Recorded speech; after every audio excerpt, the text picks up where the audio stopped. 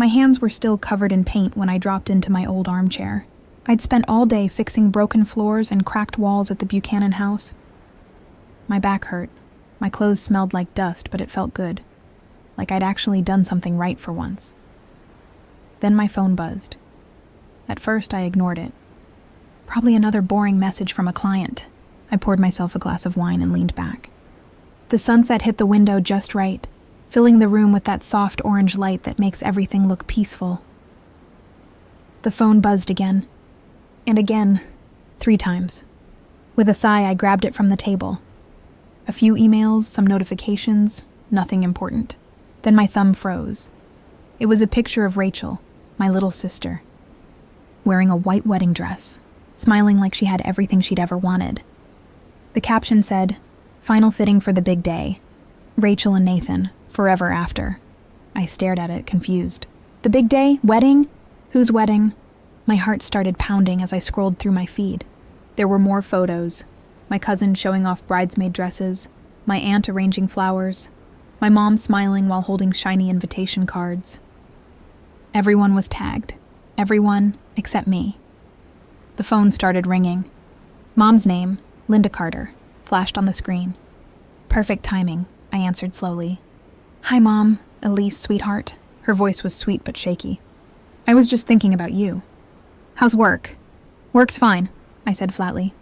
Just saw Rachel's wedding pictures online. The silence that followed said everything. "Oh, I was going to call you about that." I could feel anger rising in my chest. "My own sister's wedding? You were going to call me?" "Elise, please don't make this about you. You know how sensitive Rachel is." "Sensitive?" I laughed bitterly. "What does that have to do with not inviting me? You've been so busy lately? Rachel thought you wouldn't make time." I walked to the window, staring at the Denver lights blinking in the dark. "So you all just decided without asking me?" "Don't be dramatic," she sighed. "Nathan just wants everything to be peaceful. He values family, and I'm not family." My voice cracked. "Of course you are," she said quickly. "But after what happened with the cafe..."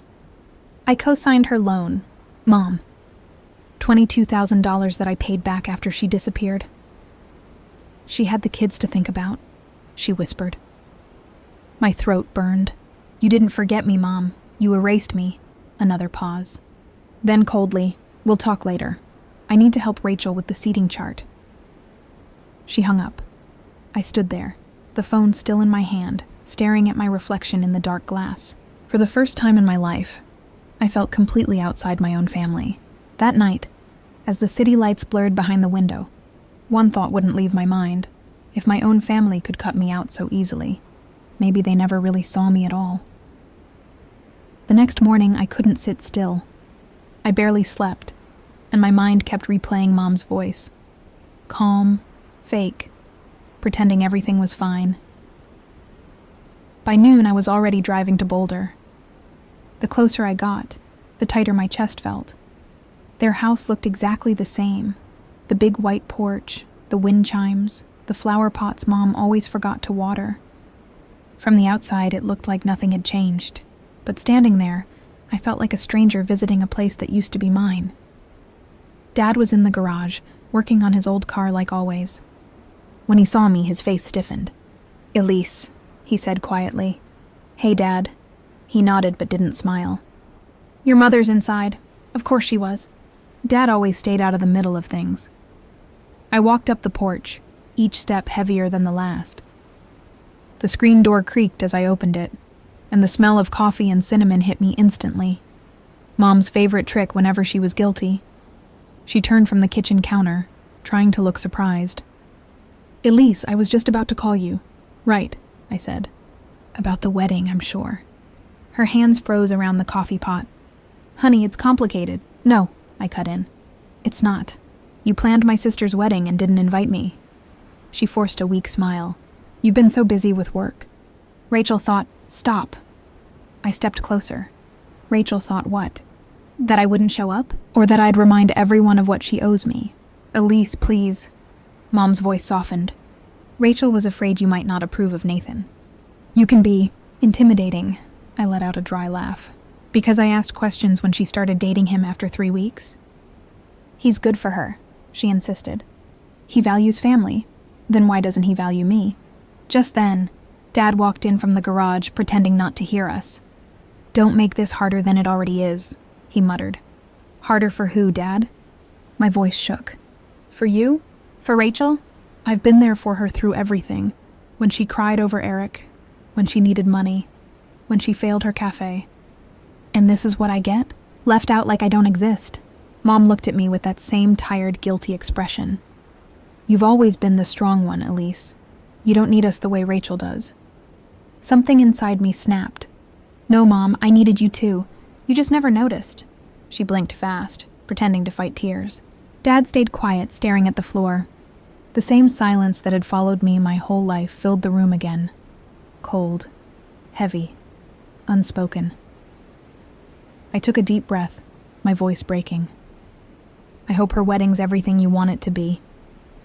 I turned to leave, but before I could reach the door, Mom said softly, "If you walk out now, don't expect to come back." I stopped just long enough to whisper, "You already closed the door on me, Mom." Then I left, this time, for good. I drove straight to Copper Lane Cafe, the small coffee shop where my best friend Maya worked. She was the only person I could talk to without pretending everything was fine. When she saw me walk in, her smile faded instantly. "Oh no," she said, pouring me a cup before I even ordered. "You've got that look again. Family drama?" I dropped into the booth and laughed quietly. "You could say that. My sister's getting married next month." Maya grinned. "Wow, that's fast. Wait, why do you sound like you're about to cry?" "Because," I said, stirring my coffee, "I found out about it on Instagram." Her mouth fell open. "You're kidding." I wish I was. I told her everything, about the posts, Mom's call, the visit to my parents' house. By the time I finished, Maya's face was full of disbelief. "Wait, so they actually planned a whole wedding and didn't invite you? Your own sister?" "Yep." I took a long sip, trying to keep my voice steady. "And apparently it's my fault. I'm too busy, too strong, too intimidating." Maya leaned back and folded her arms. "Sounds like they're just scared of you. You're the only one in that family who actually says what she thinks." I smiled weakly. "Yeah, and that's exactly why I'm always the problem." For a while, we just sat there in silence. Then Maya's phone buzzed. She glanced at it, frowned, then looked at me. "What?" I asked. She hesitated before sliding her phone across the table. "You need to see this." On the screen was a photo, grainy but clear enough. It was Nathan, my sister's perfect fiancé, sitting at a bar. His arm was wrapped around a blonde woman I didn't recognize. In the next photo, he was kissing her neck. My stomach dropped. "When was this taken?" "Last night," Maya said quietly. "My friend Kelly took it. She saw them at Downtown Lounge. For a long moment, I just stared at the photo.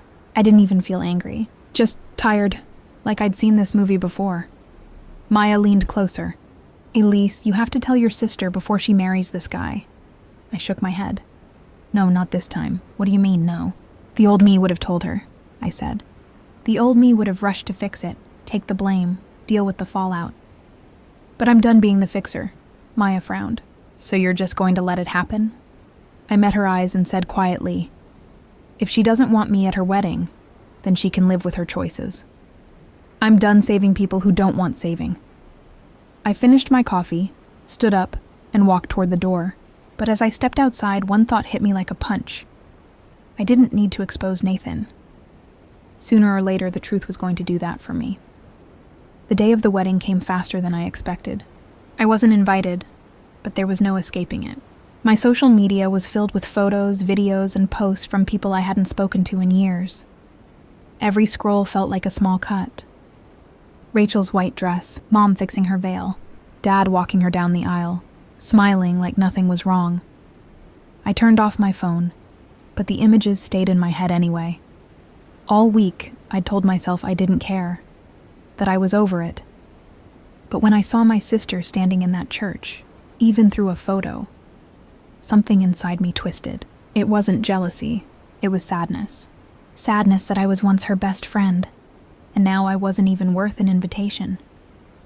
I tried distracting myself, cleaned the house, repainted a shelf, took a long walk, but nothing worked. The silence in my apartment felt too loud. Then around evening, my phone buzzed again. It was Maya. "Don't freak out," she said the moment I picked up. "But you need to hear this." "What now?" "My friend Kelly's at the wedding," she whispered. "She just texted me. Nathan's acting weird, sneaking around, checking his phone constantly. And guess who showed up outside the venue?" I frowned. "Who?" "That blonde woman. The one from the bar photo." My heart skipped. "You're serious?" "Dead serious," Maya said. "She's waiting by the parking lot. Kelly swears it's her." For a second, I didn't know what to say. My first thought was Rachel. She had no idea. She was walking into a marriage built on lies. But then another voice in my head whispered, "It's not your job anymore." I walked to the window. The sun was setting, painting the sky gold and red. Somewhere out there, my whole family was celebrating, pretending everything was perfect. Maya's voice softened. "You're not going to warn her, are you?" I shook my head even though she couldn't see me. "No. If I show up now, they'll just call me jealous or dramatic. I tried to save her before, Maya. She didn't want saving." For a long time, neither of us spoke. Then Maya said quietly, "Sometimes the truth shows up even when we don't." I smiled sadly. "Yeah, and when it does, I hope I'm around to see it." That night, as I lay in bed staring at the ceiling, my phone buzzed again, this time with a text from an unknown number. The message only said, "Elise, you were right about him." I stared at that text for a long time. "Elise, you were right about him." No name, no context. Just those words glowing on my screen at 1:47 a.m., my heart started pounding. I typed back, "Who is this?" But there was no reply. I waited. 5 minutes. 10. Nothing. The next morning I woke up to another message. This time it said, "It's Rachel." "Can I come over?" I froze. Rachel hadn't come to my place in over 2 years. The last time she did, it was to borrow money. I stared at the message for a moment before replying, "Yeah. Come by." 2 hours later, I heard a soft knock at my door. When I opened it, I almost didn't recognize her. Rachel stood there in her wedding dress, or what was left of it. Her makeup was smeared, her hair a mess, and her eyes red like she'd been crying for hours. "Elise," she whispered, her voice shaking. "Can I come in?" I didn't say anything. I just stepped aside. She walked in slowly, like her legs might give out at any moment. She sat down on the couch, grabbed a tissue from the table, and stared at the floor. I finally asked, "What happened?" She let out a shaky breath. He left, right after the ceremony. I was standing outside taking photos and his phone rang. He stepped away, and he never came back. I swallowed hard. "Did you try calling him?" She nodded, tears filling her eyes. He turned his phone off. Then that woman showed up, the same one from the photos you sent me last year. The one you warned me about. I blinked. "You remember that?" Her voice broke. "I didn't want to believe you. Mom said you were just jealous, that you wanted to ruin things for me. But she was wrong. You were right, Elise, about everything." For the first time in a long time, I didn't feel angry. I just felt tired. I handed her a glass of water. "You didn't deserve that, Rachel." She wiped her face and looked at me with guilt. "No, Elise, you didn't deserve what we did to you." The words hit me harder than I expected. I looked away, pretending to fix the tissue box just so she wouldn't see my eyes. She continued softly, "I'm sorry for the loan, for the lies, for shutting you out. I wanted to be the one Mom was proud of for once." I didn't say anything. There wasn't much left to say. Then she whispered, almost too quietly to hear, "Mom doesn't know he's gone yet.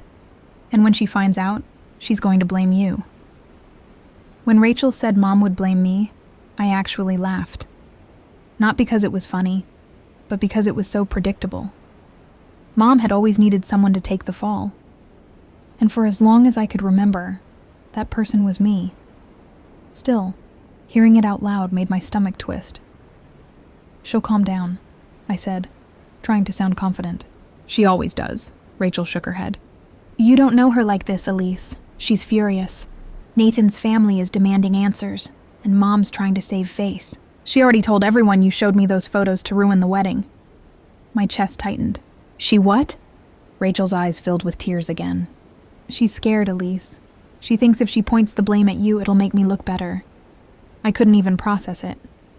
I just stood there in the middle of my living room, staring at my sister. Broken dress, broken voice, broken heart. And somehow, I was still the villain in Mom's story. I walked to the window, arms crossed. You know what's crazy, Rachel? I didn't even want to tell you about Nathan. I only found out by accident, but Mom's so used to painting me as the bad guy that she doesn't care what's true. Rachel wiped her nose with the back of her hand. I'll fix it. I'll tell her the truth. You really think she'll listen? I asked quietly. Rachel didn't answer. That silence said everything. A few minutes later, she stood up. I should go before the press or someone sees me here. I nodded, trying not to show how much that line stung.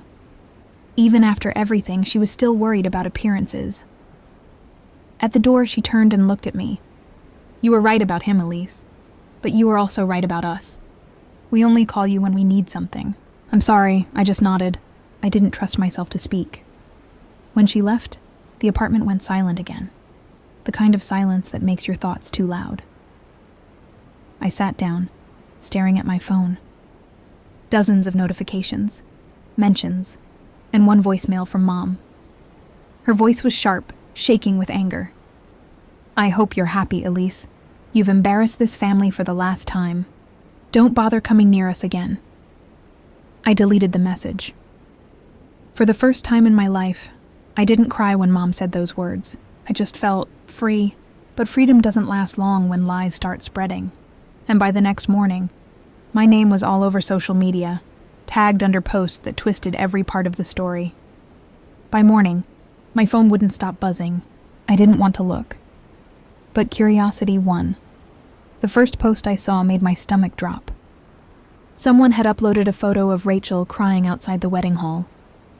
The caption read, "Groom ran off after sister caused drama." Sister. That meant me. I kept scrolling, and it got worse. People were commenting things like, "Can't believe Elise did that to her own sister." Some people just hate seeing others happy. What a jealous woman. I felt sick. I hadn't even gone near that wedding, yet somehow, I was the villain again. I threw the phone on the couch and pressed my hands over my face. I wanted to scream, but all that came out was a shaky laugh. It was almost funny now, how easily people believed lies when they fit a story they already liked. A knock on the door made me jump. I opened it to find Maya, holding 2 coffees. "I figured you'd need this," she said, handing one over. I took it and sighed. "I'm trending for ruining a wedding I wasn't even invited to." Maya rolled her eyes. "People love drama. Don't let it get to you." I sat down on the couch. Mom called me last night. She blamed me for everything. Said I embarrassed the family. Maya frowned. "You think she actually believes that?" I hesitated. "Honestly, I think she needs to. It's easier to blame me than admit she ignored who Nathan really was." Maya sat beside me, quiet for a moment. "So what now?" I stared at my cold coffee. "I don't know. Part of me wants to drive over there and finally say everything I've held in for years. And part of me thinks, what's the point?" She touched my arm gently. "Maybe it's not about them anymore. Maybe it's about you finally saying it for yourself." Her words hit deep. For years, I'd swallowed my feelings, trying to keep peace in a family that only noticed me when I was fixing their mess. But maybe peace isn't silence. Maybe it's truth. I looked up at her.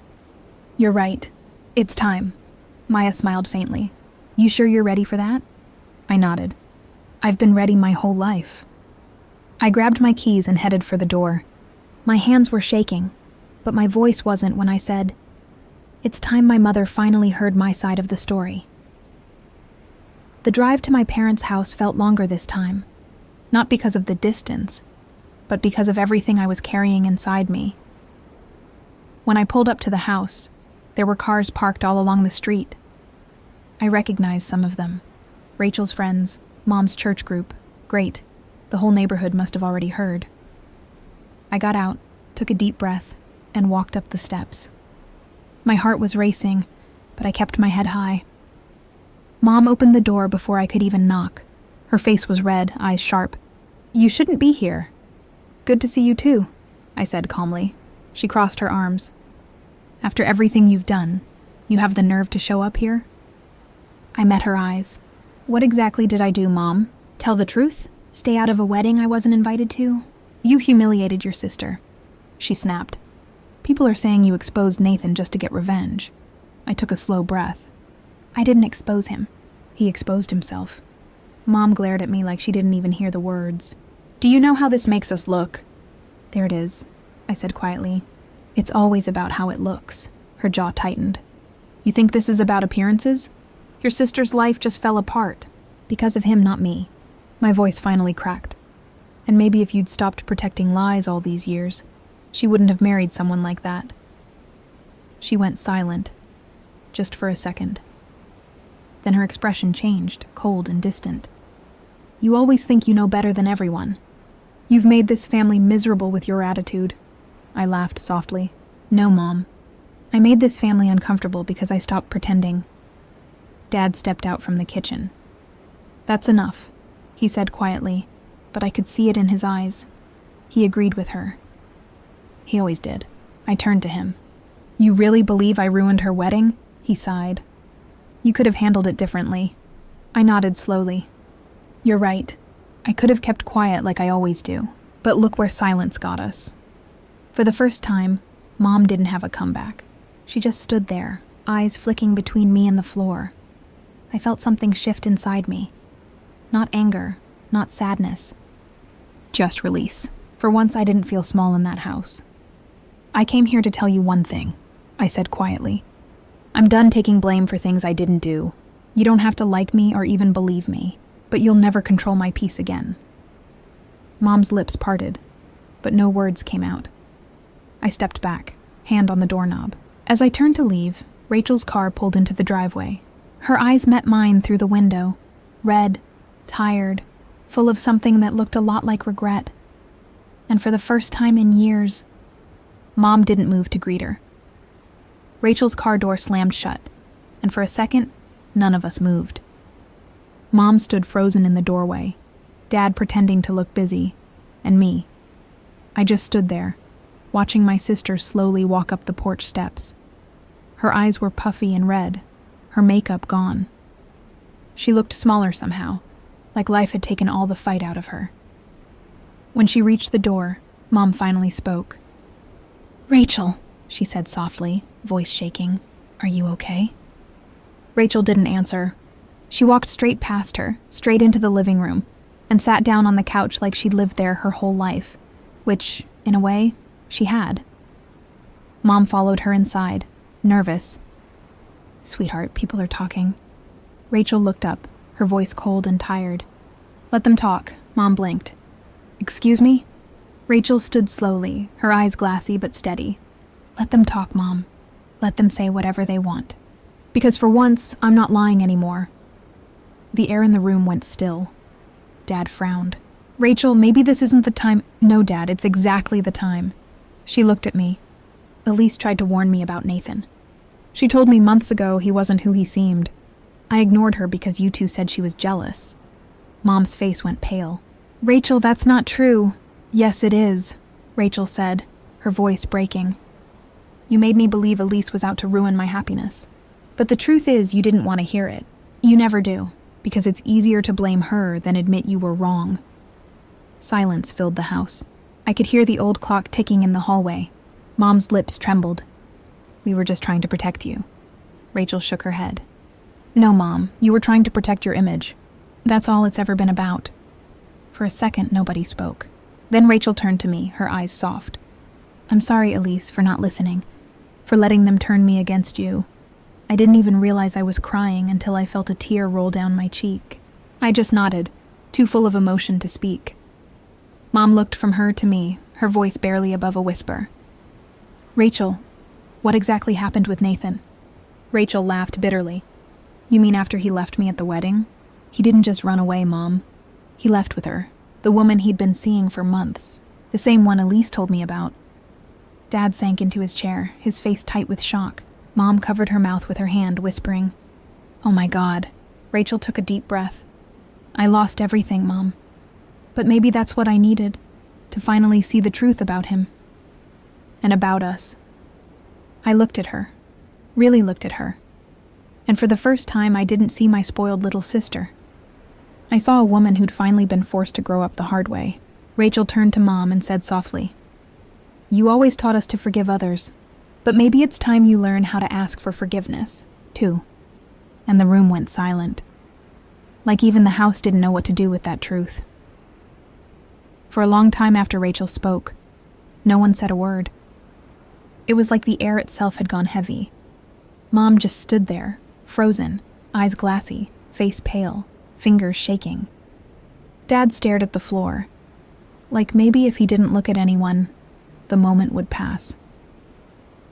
Finally, Mom whispered, "You don't understand what it's like to be a mother. I was just trying to keep this family together." Rachel looked at her quietly. "By tearing it apart?" Those words hit like a slap. Mom flinched, her voice trembling. "I made mistakes. But everything I did out of love." I took a deep breath. "Love isn't supposed to feel like guilt, Mom, or silence, or choosing one child over the other." Her eyes met mine for the first time. Really met mine. And for a moment, I saw fear there. Not anger, not pride, just fear. "You think I didn't love you?" she said softly. I swallowed hard. "I think you didn't know how." The room fell quiet again. Rachel sat down, her hands folded tightly in her lap, and Dad rubbed the back of his neck, eyes glistening. Mom finally spoke again, her voice breaking mid-sentence. I thought if I kept Rachel close, maybe she wouldn't make the same mistakes I did. And you," she turned toward me, "you were always so strong. I figured you didn't need me." That last line cracked something open inside me.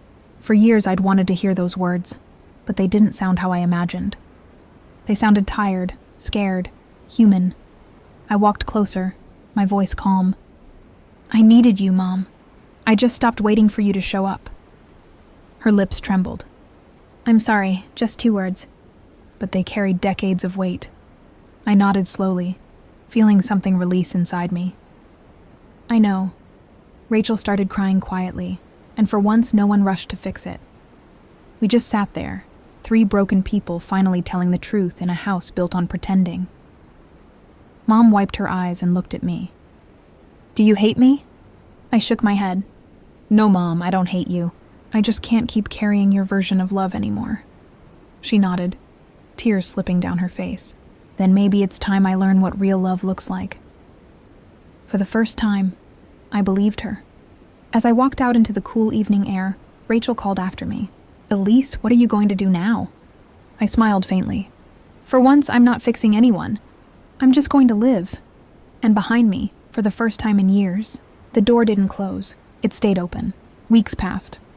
The noise from the wedding faded, the rumors disappeared, and people moved on, like they always do. I went back to work on the Buchanan house, the same old place where everything had started. Every day, as I painted, fixed, or sanded something broken, I realized how much I'd been doing the same thing with people my whole life, trying to fix things that were never mine to fix. But now, I wasn't doing that anymore. This time, I was just building something for myself. One afternoon, as I was finishing the last coat of paint, I heard a soft knock. When I opened the door, it was Rachel. She looked better, calmer, lighter somehow. "Hey," she said, smiling a little. "I brought coffee," I laughed. "You remembered how I take it?" "Of course," she said. "Black, with 1 sugar. You always said milk ruined it," I smiled. "Still true." She handed me the cup and looked around. "You did all this by yourself?" "Yeah. Guess I got used to starting over." She nodded, then said quietly, "Mom's been seeing a therapist. She's trying. She asked me to tell you that." That surprised me. "Really?" Rachel smiled softly. "She knows she can't undo everything, but she's finally listening. To me, to Dad, even to herself." For a moment, I didn't know what to say. Part of me wanted to protect myself, to stay distant. But the truth was, hearing that felt like breathing again after years of holding my breath. I nodded slowly. That's good, Rachel. Really good. She hesitated, then added, Nathan called last week. Wanted to apologize. I told him not to. I raised an eyebrow. You did? She smiled. Yeah. I told him I didn't need an apology. I needed peace. Guess I learned that from you. That made me laugh quietly. Then maybe all this pain was worth something. We stood there for a moment, drinking our coffee, just two sisters finally on the same side of things. No more lies. No more pretending. Just quiet understanding. As she left, she hugged me tightly. I love you, Elise. I mean it this time. I hugged her back. I know. After she drove away, I walked back into the house. The sunlight poured through the windows, hitting the fresh white walls. For the first time in years, it felt warm. Sometimes family doesn't change overnight. But when you stop chasing their love and start loving yourself, everything slowly finds its place. And for me, it finally did.